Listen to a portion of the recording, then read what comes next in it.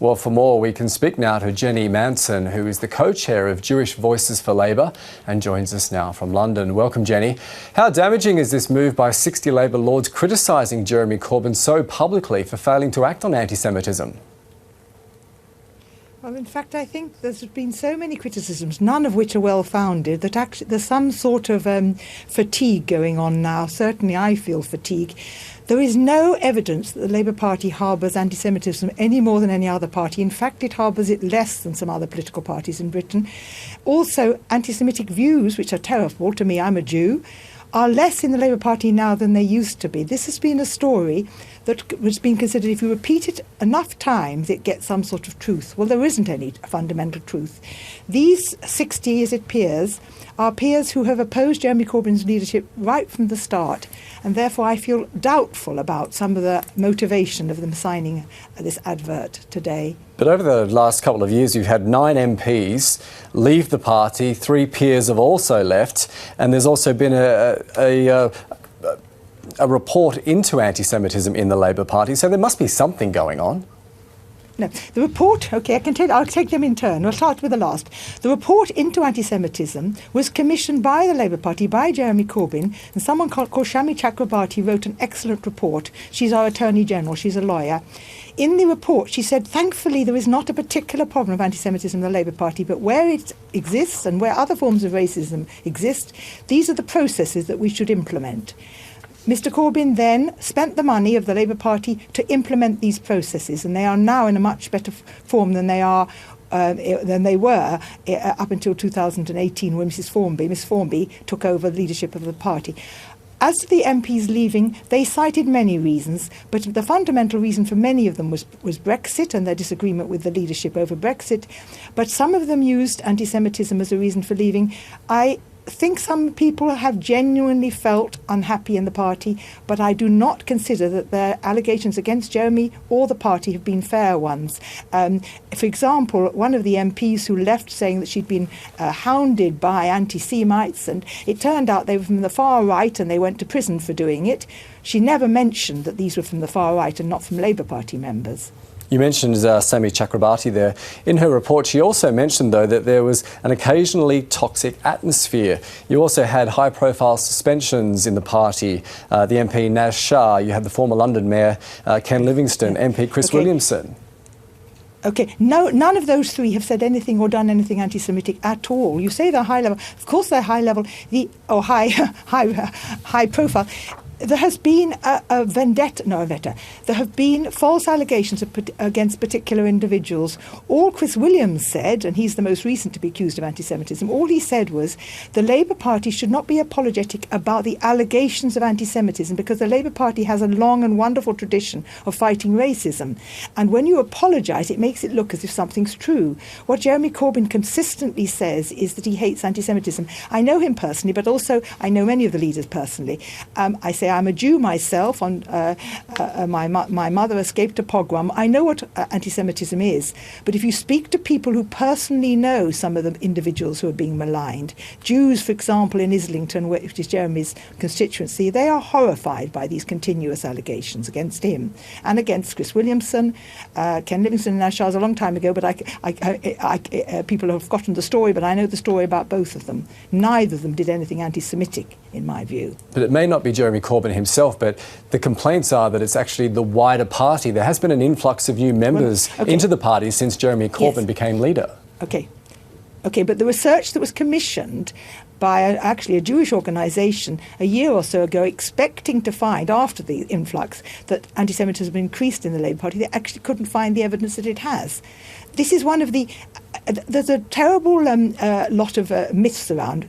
One of them is no smoke without fire. It's also true, though, that there can be no fire, but just repetition, and complete belief by too many people who should be questioning. So, for example, I was with a very senior lawyer who is in Britain, a well-known human rights lawyer, who is in Jewish Voice for Labour, and he said he's never, ever known a campaign with so little evidence take flight like this one has done. People look at the witch hunt, people look at McCarthyism. We wonder how it could have such legs when there aren't any legs. There is, of course, some anti-Semitism. talking about anti-Semitism on the left, there is undoubtedly some risk, and I've seen it myself, and we have to deal with it if it comes up in JVL. Some people start to, in their anti-capitalist rants or anger, they sometimes start to name the Rothschilds. And of course, that's completely wrong. It's what they now call a trope. Sometimes it comes from an actual motivation of anti-Semitism. So sometimes there are people who are anti-Semitic in the Labour Party. Of course there are. There are people anti-Semitic everywhere. There are people anti-Semitic on the street. There are people anti-Semitic in the department I used to work with. But it's not a Labour Party problem. There is an increase in anti-Semitism. There's a serious increase in Islamophobia. There's some increase in racism in Britain. There is a terrible increase in xenophobia since Brexit. All these things are horrible phenomena, but it's not a Labour Party problem. Well, why won't the Labour Party adopt an independent complaints process? Because there are reports that there's more than 800 complaints that are being investigated by the Labour Party. Most of the complaints turn out to be not about Labour Party members. One particular MP put in 200 complaints, only 13 of them related to Labour Party members, and they weren't anti-Semitic. There is a huge amount of work. I don't think independent inquiry would resolve anything. This is confidential data being dealt with by the Labour Party. The Labour Party has now employed lawyers to advise it. It's got a large department. A lot of money's been put into it, a lot of care. It's being investigated by various organisations. You can't mid-stream, so to speak, take the work away from it. This, I'm afraid, is the latest of the demands. One demand is made after another. If Jeremy Corbyn and the Labour Party say no to it, they say more proof of anti-Semitism. You can kind of see where I'm coming from, how dangerous it is if there is a culture of blame and determined repeating of untruths. A very nasty atmosphere emerges. I've never seen it before in my life. I've been in the Labour Party 50 years. I've never met anti-Semitism in it.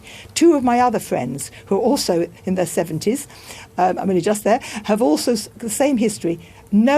Not one single incident of anti-Semitism have I come across. So, where is it coming from? It may be on social media in some cases, and we're worried about the use of social media. But again, some of those cases turn out not to be Labour Party members, and numerically, it's not a phenomenon. It's not worse than in other parties. I don't particularly like maligning other parties, but the evidence is it's much worse in, for example, UKIP, and it's worse in the Conservative Party. Nobody talks about it there.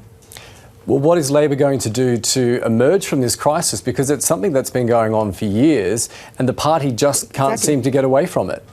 Well, I think the common sense of members and voters is my only reassurance. Time after time, this story, if it had really been believed by voters, we would not have won the Peterborough by-election. We wouldn't have a very good chance, in my view, which I think we have, of winning a general election. People who aren't necessarily involved in politics, they often get it. They get there's something odd about this continued repetition. There was a programme on Panorama last week, I don't know if you know about it, which was investigating the same subject. At JVL, we've been getting letters from people and emails who've never got themselves involved in politics and not particularly keen on Labour or Jeremy Corbyn, but saying, what's going on? That programme didn't have any evidence. It was repetition of, I'm so unhappy in the Labour Party, for example, or the Labour Party isn't running the processes. But there was no alternative voice and there was no evidence. There must be evidence for these things. Well, then we look at it seriously. Well, why won't the Labour Party say how many complaints they are actually investigating and what those complaints? How many are there? How many are there? Yeah, well, only 0.06 of Labour Party members have been complained against. Out of the numbers, I haven't got them with me, but there was, let's say 1,400 complaints, let's say, I can't remember, only, a few hundred of them were actually of anti-Semitic possibly anti-Semitic comments in the Labour Party. They did announce them. When Jenny Formby, who is our General Secretary, announced the figures to the Parliamentary Labour Party in January or February of this year, what did they do? They said, they aren't as high as we expected, we don't believe them. That's what we're up against. The evidence that we have is very helpful, but people don't like the evidence, so they say we don't believe it. Okay. That's what we're up against. Okay, Jenny Manson, who from the co-chair of the Jewish Voices for Labour, joining us from London. Thanks very much for talking to us tonight.